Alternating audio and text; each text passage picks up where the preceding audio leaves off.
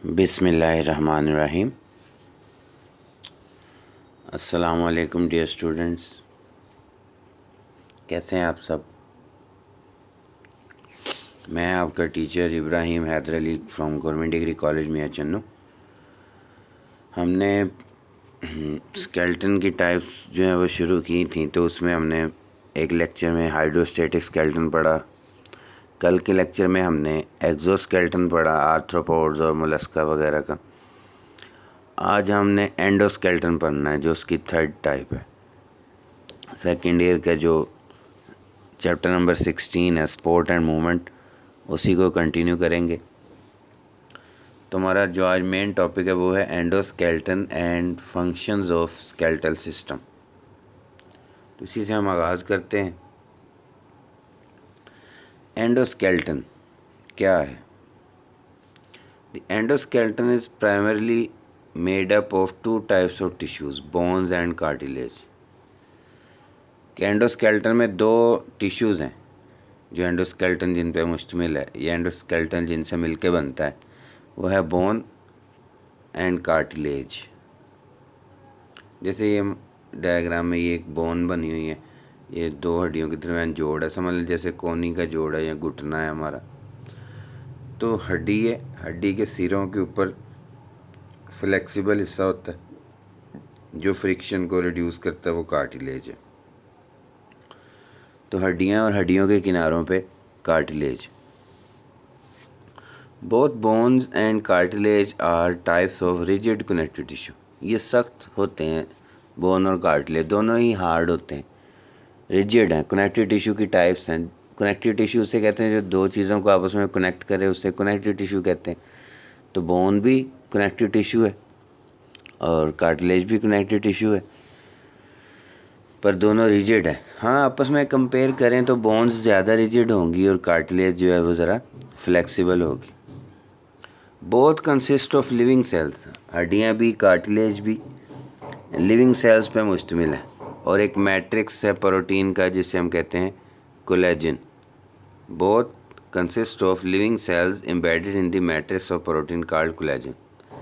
कि जैसे रेत के ज़रात हैं तो हम उसमें सीमेंट ऐड कर देते हैं, तो वो जब सीमेंट ऐड करने से फिर वो जब खुश्क होता है मसाला सारा, तो कैसे रेत यकजा होकर एक पत्थर नुमा स्ट्रक्चर बन जाता है। तो उसको रेत के ज़रात को किसने जोड़ के रखा हुआ है?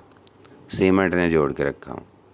इसी तरह जब सेल्स हैं तो सेल्स के दरमियान में मैट्रिक्स है, मादा है कोलेजन का। कोलेजन सेल्स को जोड़ के रखता है, उसी से ही फिर बोन बनती, उसी से फिर कार्टिलेज बनती। फ़र्क किसका होगा? फ़र्क सेल्स का होगा। कार्टिलेज के और तरह के सेल्स होते हैं और बोन्स के और तरह के सेल्स होते हैं, और कोलेजन का भी फ़र्क होगा। किसी में कोलेजन ज़्यादा होगी, किसी में कोलेजन कम होगी, इसलिए कोई फ्लेक्सिबल ज़्यादा है, कोई फ्लेक्सिबल कम है। अब सबसे पहले है बोन, हड्डी। Most rigid form of connective tissue. हमारे जिस्म में जो सबसे सख्त फॉर्म है कनेक्टिव टिश्यू की, वो है bone. Collagen fibres of bones are hardened by deposit of calcium phosphate. Collagen तो चलो बोन को हार्ड करता ही है, लेकिन इसमें कैल्शियम फास्फेट भी ऐड होता है जो इसको और ज़्यादा सख्त बना देता है। बोन जो हमारी आर्म्स में है या लेग्स में है, अगर हम उनको काटें, उसको स्टडी करें, तो ये समझ लें ये हमारी बाजू की हड्डी है। तो इस हिस्से को हमने काटा, तो बोन का एक बैरूनी हिस्सा होता है जो सख्त होता है ज़रा, उसे हम कहते हैं कम्पैक्ट बोन। अब डायग्राम में देखें, ये बैरूनी हिस्सा ज़रा सख्त है, ये क्या है? ये कम्पैक्ट बोन है। और अंदर वाला हिस्सा जो पोरस है, ज़रा सॉफ्ट है, उसे हम कहते हैं स्पॉन्जी बोन। ये स्पॉन्जी बोन के अंदर ही होता है बोन मैरो, हड्डियों का गुदा जिसे कहते हैं। फिर बोन के इर्द गिर्द भी ब्लड वेसल्स हैं, और ये अंदर देखें, ये स्पॉन्जी बोन तक ये ब्लड वेसल्स जाती हैं। तो बाहर वाला जो सख्त खोल लाइक हिस्सा है हड्डी का, वो है कम्पैक्ट बोन। अंदर सॉफ्ट जो पोरस हिस्सा है वो है स्पॉन्जी बोन। स्पॉन्जी बोन में बोन मैरो होता है, यहाँ ब्लड सेल्स भी बनते हैं, ठीक है। और ये हिस्सा पोरस है, यानी इसमें ब्लड कैपरीज भी होती हैं। ठीक है। और ये बाकी बेसिकली दूसरे ये एक एपिफेशियल लाइन है बोन के अंदर मौजूद होती है, तो ये भी यहाँ पे उन्होंने दिखा दी। ठीक है, तो बोन के दो हिस्से हो गए, बाहर वाला सख्त हिस्सा कॉम्पैक्ट बोन, अंदर वाला स्पॉन्जी बोन। और बोन के अंदर जो सेल्स होते हैं वो तीन तरह के हैं जो बोन से जिनका ताल्लुक है। एक तो है बोन फॉर्मिंग सेल्स, ओस्टियोब्लास्ट। दूसरे हैं मेच्योर बोन सेल्स, उन्हें हम कहते हैं ओस्टियोसाइट। और एक है बोन डिजोल्विंग सेल्स, उन्हें हम कहते हैं ओस्टियोक्लास्ट। तो तीन तरह के सेल्स हैं। एक वो हैं जो बोन को बनाते हैं, ओस्टियोब्लास्ट। एक वो हैं जो बोन जिनसे मैच्योर बोन में जो पाए जाते हैं, उन्हें हम कहते हैं ओस्टियोसाइट। और एक वो हैं जो डिज़ोल्व करते हैं, जब कभी ज़रूरत पड़े तो डिज़ोल्व करने में हेल्प करते हैं, वो हैं ओस्टियोक्लास्ट। असल में जब अर्ली डेवलपमेंट हो रही होती है, बच्चा पैदा हुआ, माँ के पेट के अंदर बच्चे के अंदर हड्डियाँ तो नहीं बनना शुरू हो जाती ना।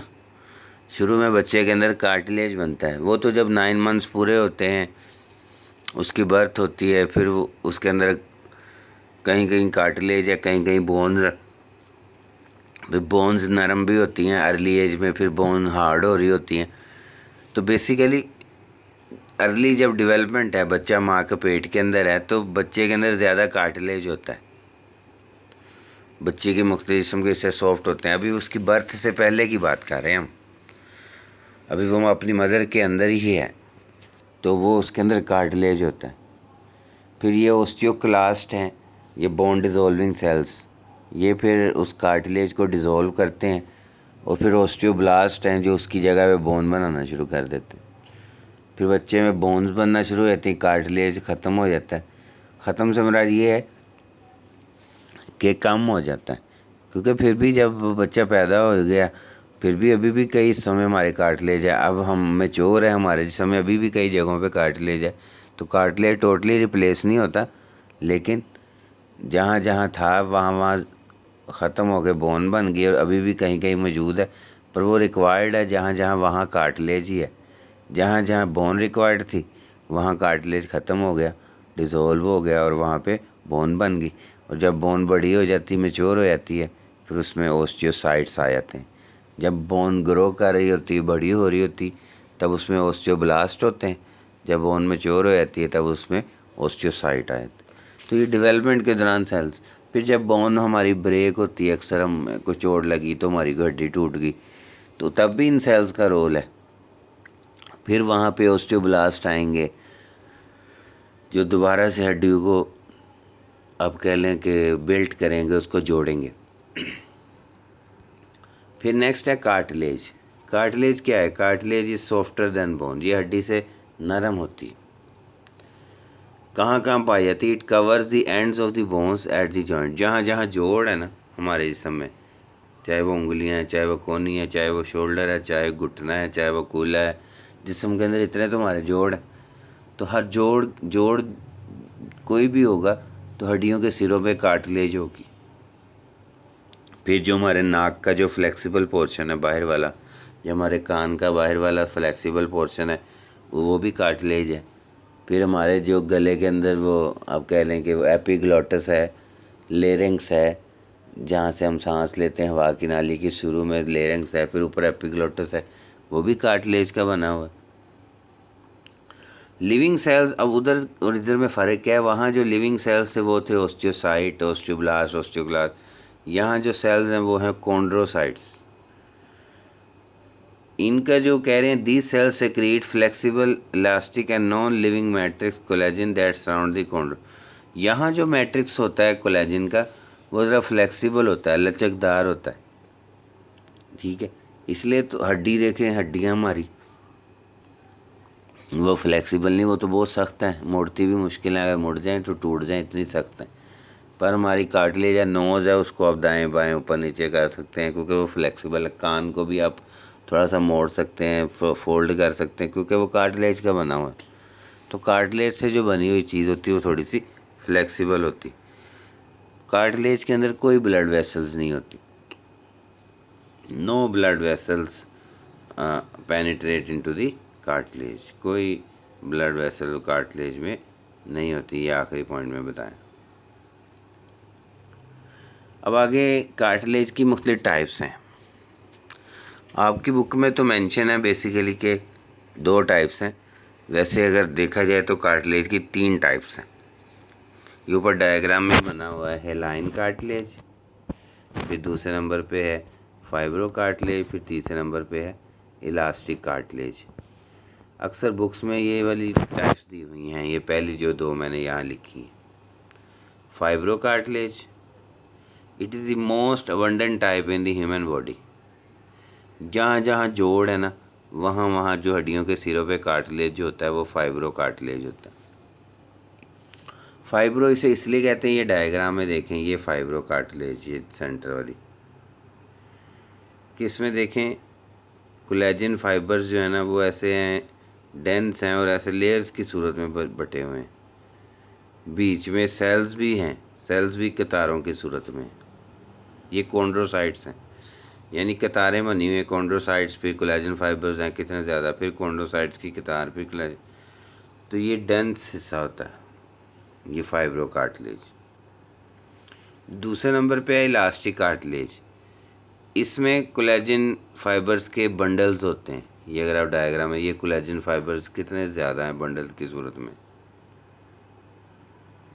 ये जो हमारा कान का बैरूनी हिस्सा है, जो अंदर एपिग्लोटिस है, ये उसमें इलास्टिक कार्टिलेज होता है। और जो तीसरी टाइप है वो है हेलाइन कार्टिलेज। कई एफएससी की बुक्स में हेलाइन है लिखा हुआ, कईयों में नहीं। मोस्टली में सिर्फ 2 टाइप्स हैं, एक हेलाइन कार्टिलेज कर देते हैं और एक इलास्टिक कार्टिलेज कर देते हैं। हालांकि 3 टाइप्स बनती हैं, पर चलें आपकी बुक में जो भी 2 दी हुई हैं आपने वो याद कर लेनी है। अगर इलास्टिक दी है, फाइब्रो दी, तो वो याद कर लें। अगर इलास्टिक है और हेलाइन है वो याद कर लें, या हेलाइन है या फाइब्रो है वो याद कर लें। मोस्ट कॉमन जो हेलाइन कार्टिलेज, ये सबसे ज़्यादा ये हमारी रिब्स में, पसलियाँ, नोज़ है, लेरिंग्स है, ट्रैकिया में, और ये प्रिकर्सर है बोन का। आपको बताया था जब डेवलपमेंट होती है ना तो शुरू में वो कार्टिलेज होती है, फिर आहिस्ता आहिस्ता वो ख़त्म होकर वहाँ बोन बन जाती है बच्चे में। तो ये हेलाइन कार्टिलेज में देखें सेल्स हैं रैंडमली बिखरे हुए हैं, सेंटर में ये क्लियर सा मादा है।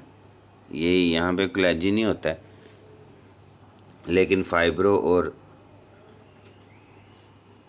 इलास्टिक की तरह इतने ज़्यादा धागे बंडल्स की सूरत में नहीं होते। तो ये 3 टाइप्स हो गई, फाइब्रो कार्टिलेज, इलास्टिक कार्टिलेज और हेलाइन कार्टिलेज। तो जो हमारा एंडोस्केल्टन है बेसिकली इंसान का या किसी भी दूसरे जानवर का, जो जिनमें एंडोस्केल्टन होता है। एंडोस्केल्टन क्यों कहते हैं? एक्सोस्केल्टन में तो हमने कहा था ना कि बाहर खोल होता है वगैरह, तो एंडोस्केल्टन आप उस नाम से पता चल रहा है कि ये जिस्म के अंदर होगा और मसल्स बाहर होंगे। तो ये 2 तरह का है, बोन एंड कार्टिलेज। तो ये हमने दोनों में डिफरेंस अब पढ़ लिया। ये आपको लॉन्ग क्वेश्चन भी आ सकता है कि बोन एंड कार्टिलेज पे नोट लिखें, उनमें फ़र्क करें। शॉर्ट क्वेश्चन भी आ सकता है,